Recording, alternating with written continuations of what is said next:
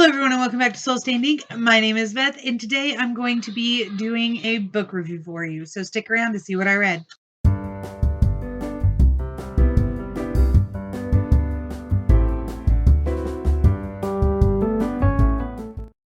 Okay, I won't keep you in suspense any longer.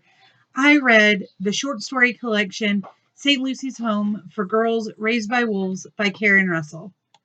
I'm pretty excited about it too. So I had heard a lot about Karen Russell's short stories over on BookTube and just really wanted something I could listen to that was interesting, but maybe shorter than the other audiobooks I'd been listening to lately, namely the Song of Ice and Fire series. When I saw this particular book on audio on Overdrive, just waiting to be picked up, I thought, why not give it a try? And I'm so glad that I did. I gave this a 4.5 stars. So on Goodreads, I actually only gave it a 4-star. I didn't want to give it a straight up 5 stars, but I did absolutely love it. There were a couple of things I found problematic just throughout the stories, but I can't even remember exactly what they were at this point. I loved the voice, the writing style, just absolutely amazing. So my notes that I wrote down were great writing, a completely creepy and slightly random style. We're seeing just snippets. So we pick up in the middle of something and we get parts of the story, a little bit of background, but we don't get the complete wrap up in any of them. We just finish up that section and go on to the next story. There are 10 stories and they're all pretty creatively diverse. Now, most of them, in fact, I think all but one of them focus on something having to do with water. I guess all but two. 8 out of 10 have some sort of water theme. They're on an island, they're in the ice, they're in the snow.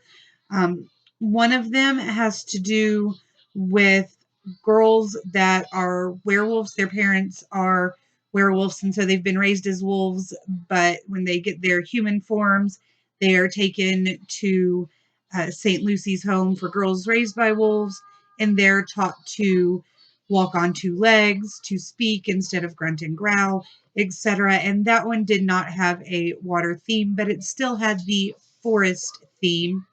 And then there is a sleepaway camp for insomniacs, I think, for disordered dreamers. ZZ Sleepaway Camp for Disordered Dreamers.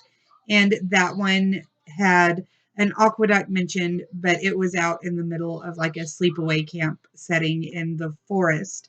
The audiobook was amazing. It has 10 stories, and each story is read by a different narrator. So we have Ava Wrestles the Alligator, read by Ariel Citrick. Haunting Olivia, read by Zach McLarty. ZZ Sleepaway Camp for Disordered Dreamers by Patrick Mackey. The Stargazer's Long Log of Summertime Crime, read by Nick Camion. From Children's Reminiscences of the Westward Migration, read by Jesse Bernstein. Lady Yeti and the Palace of Artificial Snows, read by J.B. Adkins.